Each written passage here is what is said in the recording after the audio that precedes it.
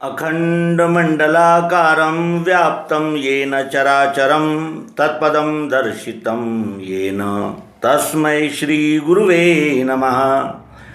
अज्ञानान्धस्य लोकस्य ज्ञानाञ्जनशलाकया चक्षुरुन्मीलितं येन तस्मै श्रीगुरुवे नमः। अध्यात्म विश्व विज्ञान यूट्यूब चैनल पर उपस्थित अपने सभी प्रेमी मित्र, आचार्य, गुरुजन और समस्त अध्यात्म विज्ञान के जिज्ञासु सभी का हार्दिक स्वागत समादर करते हैं। मित्रों, अध्यात्म विज्ञान को प्राप्त करने में अत्यंत महत्वपूर्ण भूमिका अदा करने वाला सर्वांग योग ग्रंथ और उस ग्रंथ के रचयिता श्री मायानंद जी चैतन्य, ये हमारे लिए सुवर्ण अवसर ही है और ये अवसर हमें प्राप्त हुआ है। श्रीमद् भगवद गीता, ये श्री कृष्ण अर्जुन का संवाद रचने वाले व्यास जी भी गीता के 11वें अध्याय में विश्वरूप दर्शन नहीं करा पाए। क्योंकि वो मुनि थे, मननशील थे और वही रहस्य उजागर करने के लिए अवतारों को बार बार आना पड़ता है और धर्म संस्थापना का कार्य करते अपने जीवन को इतने ऊंचाई तक ले जाते हैं कि वही आदर्श बनकर हम सब भी धर्मग्लानि को हटाने में अपना महत्वपूर्ण योगदान दे सकते हैं। प्रस्तुत अंक में सर्वांग योग के दूसरे अध्याय गुरु स्थापन योग का हमें विचार करना है।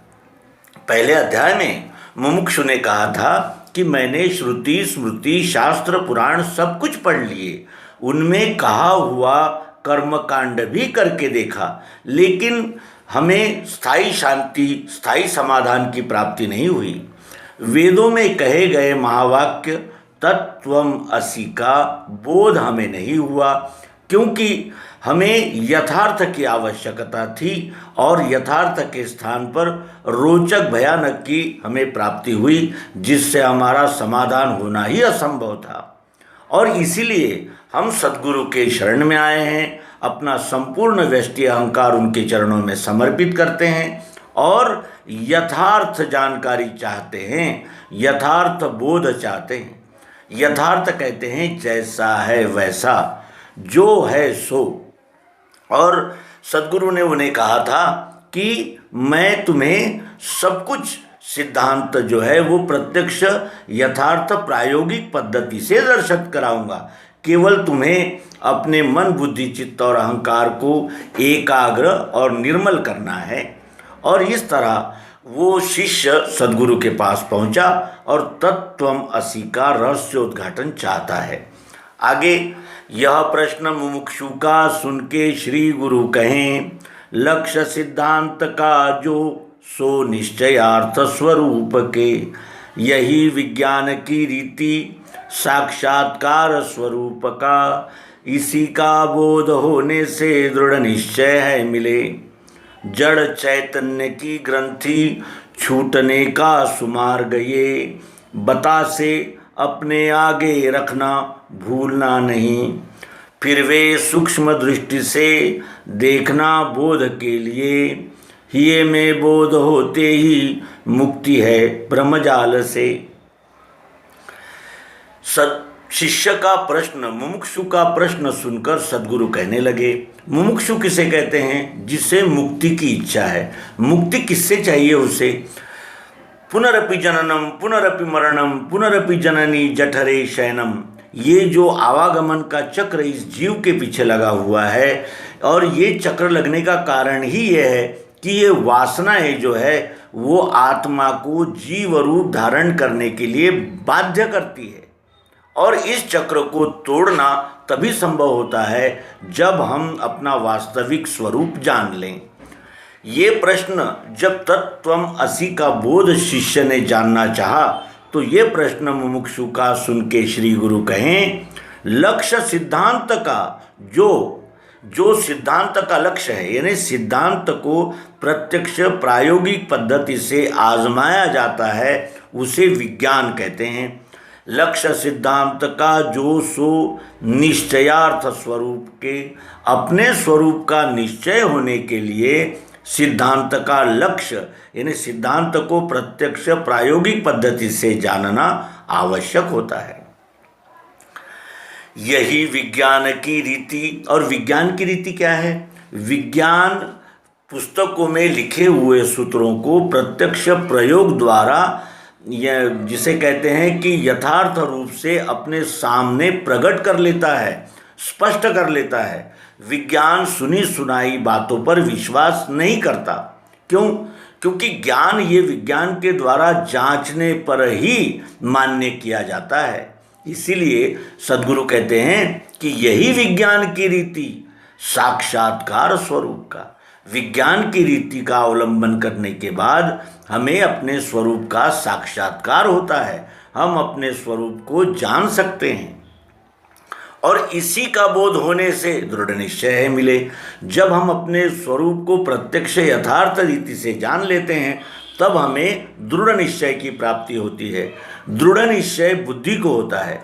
बुद्धि को जब दृढ़ निश्चय होता है तब मन के संकल्प विकल्प और बुद्धि के संशय भ्रम सभी नष्ट हो जाते हैं। इसीलिए यहाँ कहा गया है कि बोध होते ही दृढ़ निश्चय की प्राप्ति होती है। जड़ चैतन्य की ग्रंथि छूटने का सुमार्ग ये। जड़ और चैतन्य, जड़ क्या है और चैतन्य क्या है, इसकी जो गांठ पड़ी हुई है वो गांठ छूटने का यही सुमार्ग है। जब तक हम कोई बात को प्रयोग में नहीं देख लेते तब तक हमारे संशय भ्रम बने ही रहते हैं। कोई कहते हैं कि जड़ है ये विश्व, कोई कहते हैं चैतन्य है। साकारवादी निराकारवादी की द्वेष करते हैं और निराकारवादी प्रतिमाओं का भंजन करते हैं, प्रतिमाओं को तोड़ते हैं। इस प्रकार ये जड़ चैतन्य के दो पक्ष बनकर आपस में ही लड़ाइयाँ करते रहते हैं। और ये जो ग्रंथि पड़ गई है, जो गांठ पड़ गई है, ये गांठ प्रत्यक्ष प्रयोग के बगैर नहीं छूट सकती। इसीलिए सद्गुरु कहते हैं कि जड़ चैतन्य की ग्रंथि छूटने का सुमार्ग ये।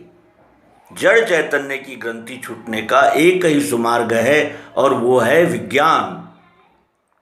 बताशे अपने आगे रखना भूलना नहीं। और विज्ञान कपोल कल्पित बातों पर विश्वास नहीं करता, वो प्रत्यक्ष पदार्थ अधिष्ठान अपने आगे रखकर ही विचार करता है और उस पदार्थ पर किए हुए प्रयोग से जो निष्कर्ष निकलते हैं उसी को विज्ञान मान्यता देता है। इसीलिए भगवान श्री मायानंद जी चैतन्य कहते हैं कि अपने आगे बताशे रखना, वस्तु अधिष्ठान अपने आगे रखना और उस वस्तु अधिष्ठान पर प्रयोग करके तुम अपने सहित संपूर्ण विश्व को जान सकते हो। और भूलना नहीं, ये निर्देश इसलिए किया गया है कि शास्त्रों में तो सब कुछ लिखा है, फिर हमें बोध क्यों नहीं होता? बोध इसीलिए नहीं होता कि वो शब्दों में है। जब तक हम वस्तु अधिष्ठान को अपने आगे रखकर प्रयोग नहीं करेंगे तब तक ये बोध हमें हृदयस्थ नहीं होगा। और जब तक बोध नहीं होगा तब तक के यानी सुनी सुनाई बातें, अंधविश्वास, अंधानुकरण में ही हम लिप्त रहेंगे। इसीलिए सद्गुरु कहते हैं कि बताशे अपने आगे रखना, भूलना नहीं।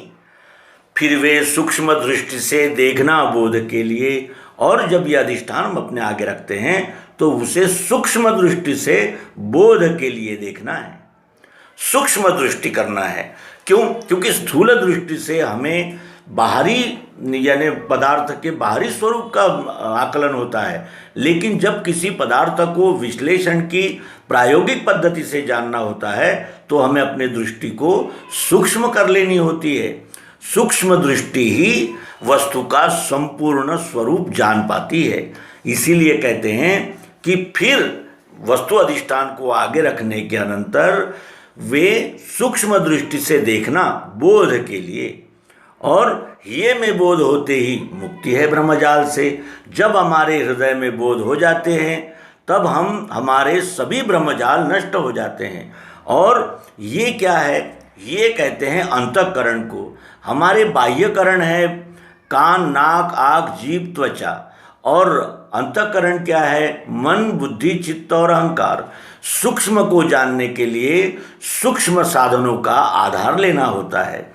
और अब हमारे जो सूक्ष्म साधन हैं, मन, बुद्धि, चित्त और अहंकार, इनमें बोध होते ही भ्रम से मुक्ति हो जाती है। जब हमारे मन के संकल्प विकल्प समाप्त हो जाते हैं, जब हमारे बुद्धि के संशय भ्रम समाप्त हो जाते हैं, जब हमारा चित्त निर्मल और यानी जिसे कहते हैं कि एकाग्र हो जाता है, और जब अहंकार अब हमारी ही बुद्धि ने दी हुए निर्णय को जानता है, तभी हमारा ब्रह्मजाल से मुक्त हो सकते हैं हम। इसीलिए यहाँ कहा गया है कि हिये में बोध होते ही, यानी अंतःकरण में बोध होते ही मुक्ति है ब्रह्मजाल से। ये ब्रह्मजाल कितने प्रकार का है? अंधविश्वास, अंधानुकरण और अनेक प्रकार की मानिंदियाँ, रूढ़ियाँ, परंपराएं, और इस परंपराओं में ईश्वर तो है लेकिन दिखता नहीं, दिखता है वो ईश्वर नहीं। इस प्रकार की अनंत वल्गनाएं होती रहती है, और ये विश्व के मानव आपस में ही लड़ते भिड़ते, कटते मरते और रहते हैं, और ये धरती रक्त रंजित होती ही रहती है।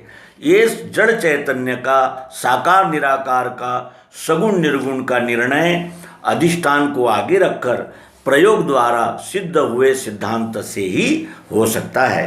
तो मित्रों, यहाँ हमने सर्वांग योग के दूसरे अध्याय गुरु स्थापन योग का निरूपण प्राप्त किया। आगामी अंकों से ये प्रत्यक्ष प्रयोग हम अपने मित्रों के आगे प्रस्तुत करेंगे। आशा है वे इन एपिसोड्स को क्रमशः देखेंगे और अपने मित्रों तक शेयर करके मानवता की सर्वोच्च सेवा, जो यानी विश्वरूप परमात्मा ही है, और इस विश्वरूप में उपस्थित एक एक कण में वो परमात्मा ही विराजमान है, इसका बोध प्राप्त करेंगे। धन्यवाद। नर्मदे।